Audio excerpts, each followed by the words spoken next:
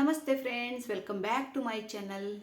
ನಾನಿವತ್ತೊಂದು motivational story ಅಂದರೆ ಒಂದು ಕಾಲ್ಪನಿಕ ಸ್ಟೋರಿ ತಂದಿದ್ದೀನಿ. ಹೀಗೆ ಒಂದು ಬಡ ಹುಡುಗನ ಮೇಲಿನ ಒಂದು ಸ್ಟೋರಿ. ಇದನ್ನು ಪೂರ್ತಿ ಕೇಳಿ ಹೇಗನ್ನಿಸ್ತು ಅಂತ ನಿಮ್ಮ ಅಭಿಪ್ರಾಯವನ್ನು ತಿಳಿಸಿ, ಕಾಮೆಂಟ್ ಮೂಲಕ ತಿಳಿಸಿ. ಬನ್ನಿ ಸ್ಟಾರ್ಟ್ ಮಾಡೋಣ ಸ್ಟೋರಿನ. ಒಂದು ಊರಲ್ಲಿ ಒಂದು ಹುಡುಗ ಇದ್ದ. ಅವನ ಹೆಸರು ಅರುಣ್ ಅಂತ ಇತ್ತು. ಆ ಹೆಸರು ಸುಮಾರಾಗಿ ಯಾರಿಗೂ ಗೊತ್ತೇ ಇರಲಿಲ್ಲ. ಸ್ಕೂಲ್ನಲ್ಲಿ ಅರುಣ್ ಲಾಸ್ಟ್ ಬೆಂಚಲ್ಲಿ ಕೂತ್ಕೊಂಡಿರುವಂಥ ಒಬ್ಬ ಹುಡುಗ ಆಗಿದ್ದ. ಅವನಿಗೆ ಓದಿನಲ್ಲಿ ಅಷ್ಟೊಂದು ಇಂಟ್ರೆಸ್ಟ್ ಇರಲಿಲ್ಲ. ಹೊರಗಡೆ ಯಾವಾಗಲೂ ಕಿಟಕಿಯಿಂದ ಹೊರಗಡೆ ನೋಡ್ತಾ ಕೂಡ್ತಿದ್ದ. ಅಲ್ಲಿ ಹೊರಗಡೆ ಪಕ್ಷಿಗಳು ಹಾರ್ತಾ ಇರೋದು, ಹಾಗೆ ಈ ಥರ ಬೇರೆ ಬೇರೆ ಮಕ್ಕಳುಗಳೆಲ್ಲ ಗ್ರೌಂಡಲ್ಲಿ ಆಡ್ತಾ ಇರೋದನ್ನು ಹೀಗೆ ಅವ್ರನ್ನೆಲ್ಲ ನೋಡ್ತಾ ಅವನ ಗಮನ ಆ ಕಡೆನೇ ಇರ್ತಿತ್ತು. ಅಭ್ಯಾಸ ಇಲ್ಲಿ ಟೀಚರ್ಗಳು ಕಲಿಸುವಂಥ ಒಂದು ಬೋರ್ಡ್ ಮೇಲೆ ಅವನಿಗೆ ಇಂಟ್ರೆಸ್ಟೇ ಇರ್ತಾ ಇರಲಿಲ್ಲ. ಹಾಗೆ ಬಹಳಷ್ಟು ಸರಿ ಏನಾಗ್ತಿತ್ತು ಅಂತಂದರೆ, ಟೀಚರ್ಗಳು ಏನಾದರೂ ಕ್ವಶನ್ ಕೇಳುವಾಗ ಇವನಿಗೆ ಆನ್ಸರ್ ಗೊತ್ತಿದ್ದರೂ ಇವನಲ್ಲಿ ಒಂದು ಕಾನ್ಫಿಡೆನ್ಸ್ ಅಂತ ಇರಲಿಲ್ಲ. ಕಾನ್ಫಿಡೆನ್ಸ್ ಇಲ್ಲದೆ ಇರೋದಾಗ ಅವನು ಸ್ವಲ್ಪ ಭಯದಿಂದ ಕ್ವಶನ್ನಿಗೆ ಆನ್ಸರ್ ಹೇಳೋಕ್ಕೆ ಕೈನೇ ಎತ್ತುತ್ತಾ ಇರಲಿಲ್ಲ.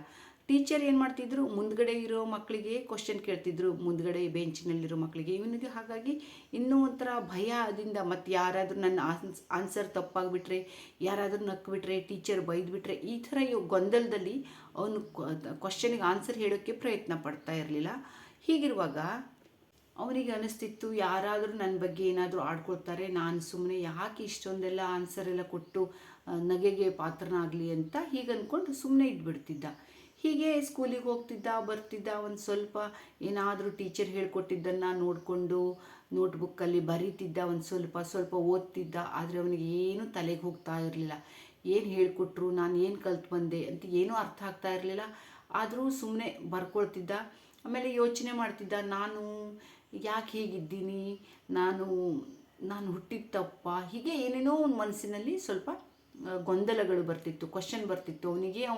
ನಾನು ಏನು ಮಾಡ್ತಾಯಿದ್ದೀನಿ ಅಂತ ಅವನಿಗೆ ಅರ್ಥ ಆಗ್ತಾ ಇರಲಿಲ್ಲ. ಹಾಗಂತ ಅವನು ದಡ್ಡ ಅಂತ ಅಲ್ಲ, ಆದರೆ ಅವನು ಯೋಚನೆ ಮಾಡ್ತಾ ಇರಲಿಲ್ಲ. ಅಂದರೆ ಅವನದೇ ಆದ ಯೋಚನೆಗಳೇ ಬೇರೆ. ಅವನು ಪಾಠದಲ್ಲಿ, ಅಭ್ಯಾಸದಲ್ಲಿ, ಸ್ಕೂಲಲ್ಲಿ ಟೀಚರ್ ಹೇಳ್ಕೊಡುವಾಗ ಅವನ ಗಮನ ಅಭ್ಯಾಸದ ಕಡೆ ಇರ್ತಾ ಇರಲಿಲ್ಲ. ಟೀಚರ್ ಹೇಳ್ಕೊಡೋ ಅದು ಒಂದು ಪಾಠದ ಕಡೆ ಅವನಿಗೆ ತಲೆ ಇರ್ತಾ ಇರಲಿಲ್ಲ. ಸೊ ಅದಕ್ಕೆ ಅವನಿಗೆ ಸ್ವಲ್ಪ ತಲೆ ಒಳಗೆ ಹೋಗ್ತಾನೇ ಇರಲಿಲ್ಲ. ಏನು ಕಲಿಸಿದ್ರು ಅವನಿಗನ್ನಿಸ್ತಿತ್ತು, ನಾನು ದಡ್ಡನ, ನನಗೇನು ಬರಲ್ಲ, ನನಗೆ ಬ್ರೇನ್ ಇಲ್ಲ, ಹೀಗೆ ಏನೇನೋ ಅಂದ್ಕೊಳ್ತಾ ಇದ್ದ.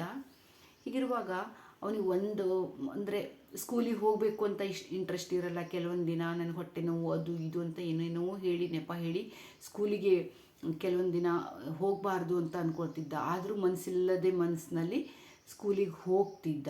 ಹೀಗೆ ದೊಡ್ಡಾಗ್ತಾ ಒಂದು 10th ತನಕನೂ ಒಂದು ಕಳೀತು. ಫೇಲು ಪಾಸು ಇದೇ ಥರ ಆಗ್ತಾ ಅವನು 10th ಹೋದ. 10th ಎಕ್ಸಾಮಲ್ಲಿ ಅವನು ಎಕ್ಸಾಮ್ ಅಟೆಂಡ್ ಮಾಡ್ದ. ಬಟ್ ಅವನಿಗೆ ರಿಸಲ್ಟ್ ಅಂತೂ ಅವನಿಗೆ ಮೊದಲೇ ಗೊತ್ತಿತ್ತು, ನಾನು ಫೇಲ್ ಆಗ್ತೀನಿ, ನಾನು ಪಾಸ್ ಆಗಲ್ಲ. ಯಾಕೆಂತಂದ್ರೆ ಅವನಿಗೆ ಒಂಥರ ಕಾನ್ಫಿಡೆನ್ಸ್ ಅಂತ ಇರಲಿಲ್ಲ. ಅವನ ಮನಸ್ಸಿನಲ್ಲೇ ಅವನು ಕುಗ್ಗಿಬಿಟ್ಟಿದ್ದ, ನನಗೇನು ಬರಲ್ಲ, ನಾನು ಎಲ್ಲರಿಗಿಂತ ಬೇರೆ. ಅದೇ ಥರ ಏನು ಮಾಡ್ತಿದ್ರು ಟೀಚರ್ಗಳು, ಇವನು ಜಾಸ್ತಿ ಇನ್ವಾಲ್ವ್ ಆಗಲ್ಲ ಅಂತ ಟೀಚರ್ಗಳು ಇವನನ್ನು ಅಷ್ಟೊಂದು ಕೇರ್ ಮಾಡ್ತಾ ಇರಲಿಲ್ಲ. ಅಷ್ಟೊಂದು ಇಂಟ್ರೆಸ್ಟಿಂದ ಇವನಿಗೆ ಯಾವುದೇ ಪಾಠವನ್ನು ಕ್ವಶನ್ ಕೇಳೋದು ಈ ಥರ ಮಾಡ್ತಾ ಇರಲಿಲ್ಲ. ಫಸ್ಟ್ ಪ್ರಯತ್ನ ಮಾಡ್ತಿದ್ರು, ಇವನು ಅಷ್ಟೊಂದು ಯಾವುದಕ್ಕೂ ಆನ್ಸರ್ ಕೊಡಲ್ಲ ಅಂತ ಟೀಚರು ಅಷ್ಟೊಂದು ಜಾಸ್ತಿ ಇವನ ಬಗ್ಗೆ ಗಮನ ಕೊಡ್ತಾ ಇರಲಿಲ್ಲ. ಸೊ ಇವನಿಗೆ ಮತ್ತೂ ಕುಗ್ಗಿಬಿಟ್ಟಿದ್ದ, ನನಗೇನು ಬರಲ್ಲ ಅಂತ. ಹಾಗೆ 10th ಎಕ್ಸಾಮ್ ಆಯಿತು. 10th ಅವನು ಫೇಲ್ ಆದ. ಅವನಿಗೆ ಮೊದಲೇ ಗೊತ್ತಿತ್ತು ನಾನು ಫೇಲ್ ಆಗ್ತೀನಿ ಅಂತ.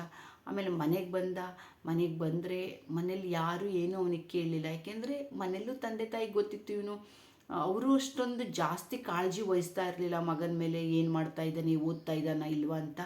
ಆಮೇಲೆ ಕೇಳಿದ್ರು, ನಾನು ಪಾಸ್ ಆಗಿಲ್ಲ ಅಂತ ಹೇಳಿದಾಗ ತಂದೆ ತಾಯಿ ಯಾರೂ ಅವನಿಗೆ ಬೈಲಿಲ್ಲ. ಆಯಿತು, ಓಕೆ, ಮತ್ತೊಂದು ಸರಿ ಪ್ರಯತ್ನ ಮಾಡು ಅಂತ ಅವರು ಸಪೋರ್ಟ್ ಮಾಡಿದ್ರು. ಅಂದರೆ ಬೈಲಿಲ್ಲ, ಸ್ವಲ್ಪ ಅವರು ಪ್ರೀತಿಯಿಂದ ಏನು ಹೇಳ್ದೇ ಹಾಗೆ ಇದು ಮಾಡಿದರು, ಸಪೋರ್ಟ್ ಮಾಡಿದರು ಅವನಿಗೆ. 10th ಬೋರ್ಡ್ ಎಕ್ಸಾಮಲ್ಲಿ ಬೇರೆ ಮಕ್ಕಳದ್ದೆಲ್ಲ ಪೇರೆಂಟ್ಸ್ ಎಲ್ಲ ಬಂದು ಫುಲ್ ಎಲ್ಲ ಅವನಿಗೆ ತಮ್ಮ ಮಕ್ಕಳದ್ದು ರಿಸಲ್ಟ್ ನೋಡಲಿಕ್ಕೆ ಅಂತ ಬಂದಿದ್ದಾರೆ. ಎಲ್ಲರೂ ಖುಷಿಯಲ್ಲಿ ಕುಣಿತಾ ಇದ್ದಾರೆ, ನಾನು ಪಾಸಾದೆ ಅಂತ. ಆದರೆ ಇವನಿಗೆ ಯಾರೂ ಬಂದಿಲ್ಲ ಮನೇಲಿ.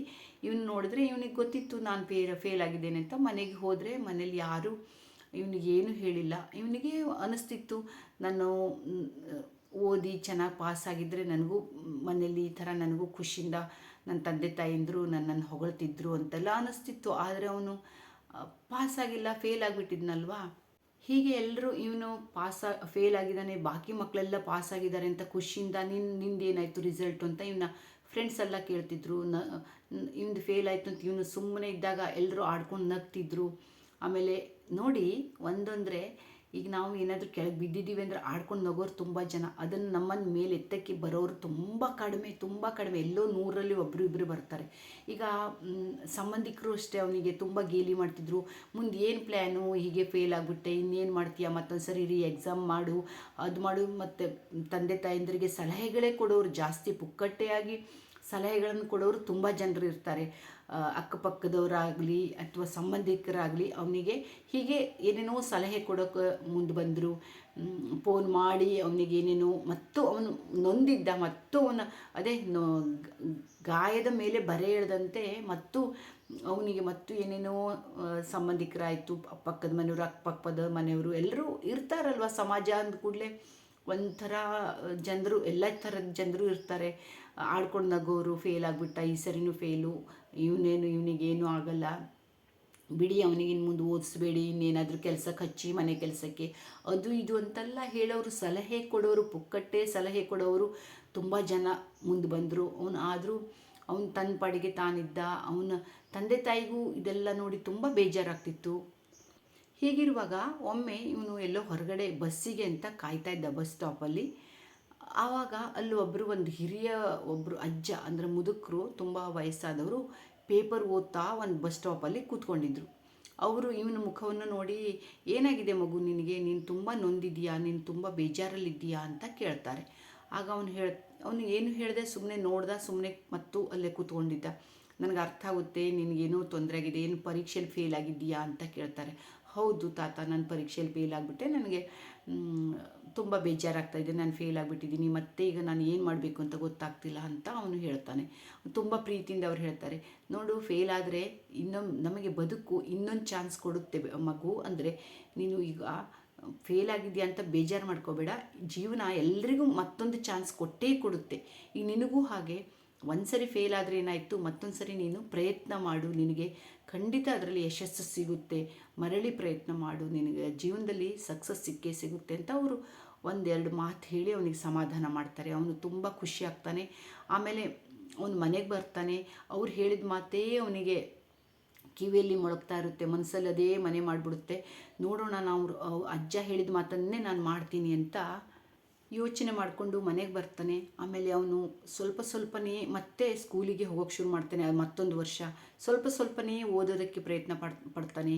ಮೊದಲು ಅವನಿಗೆ ತಲೆಗೆ ಹೋಗಲ್ಲ. ಆದರೆ ಅಜ್ಜ ಹೇಳಿದ ಮಾತನ್ನೇ ನೆನ್ಪಿಟ್ಕೊಂಡು ಸ್ವಲ್ಪ ಪ್ರಯತ್ನ ಮಾಡಿ ಮೊದಲನೇ ಪರೀಕ್ಷೆಯಲ್ಲಿ ತಕ್ಕ ಮಟ್ಟಿಗೆ ಮಾರ್ಕ್ಸ್ ಬರುತ್ತೆ. ಆದರೂ ಅವನು ಬೇಜಾರು ಮಾಡ್ಕೊಳ್ಳದೆ, ಮತ್ತು ಈಗ ಸ್ವಲ್ಪ ಮಾರ್ಕ್ಸ್ ಬಂದಿದೆಯಲ್ವ, ಪರವಾಗಿಲ್ಲ, ಇನ್ನು ಮುಂದಿನ ಎಕ್ಸಾಮಲ್ಲಿ ನಾನು ಇನ್ನೂ ಚೆನ್ನಾಗಿ ಮಾಡ್ತೀನಿ ಅಂತ ಅವನಲ್ಲೇ ಅವನು ಕಾನ್ಫಿಡೆನ್ಸನ್ನು ಡೆವಲಪ್ ಮಾಡ್ಕೊಳ್ತಾ ಹೋದ. ಅವನ ಮನಸ್ಸಲ್ಲಿ ಒಂದು ಅವನಿಗೆ ಮನಸ್ಸಲ್ಲಿ ಒಂದು ಕೀಳರಿಮೆ ಹೋಗಿ ಕಾನ್ಫಿಡೆನ್ಸ್ ಬರ್ತಾ ಹೋಯಿತು. ನಾನು ಮಾಡಬಹುದು, ನನ್ನ ಹತ್ರ ಆಗುತ್ತೆ, ನಾನು ಮಾಡ್ತೀನಿ ಅಂತ ಏನೋ ಒಂಥರ ಮನಸ್ಸಲ್ಲಿ ಒಳ್ಳೆಯ ಒಂದು ಫೀಲಿಂಗ್ ಅವನಿಗೆ ಬರಲಿಕ್ಕೆ ಸ್ಟಾರ್ಟ್ ಆಯಿತು. ಮತ್ತೊಂದು ಎಕ್ಸಾಮ್ನಲ್ಲಿ ಇನ್ನೂ ಜಾಸ್ತಿ ಮಾರ್ಕ್ಸ್ ಬಂತು. ಅಂದರೆ ಪಾಸ್ ಮಾಡಿಕೊಂಡ, ಎಲ್ಲ ಸಬ್ಜೆಕ್ಟಿನಲ್ಲೂ ಪಾಸ್ ಅಂತಾಯಿತು.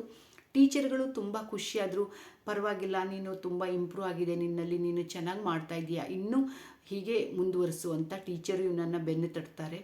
ಆಮೇಲೆ ಹೀಗೆ ಮುಂದೆ ಫೈನಲ್ ಎಕ್ಸಾಮಲ್ಲಿ, ಲಾಸ್ಟ್ ಎಕ್ಸಾಮಲ್ಲಿ ಚೆನ್ನಾಗಿ ಮಾರ್ಕ್ಸ್ ತೊಗೊಂಡು ಪಾಸ್ ಆಗ್ತಾನೆ.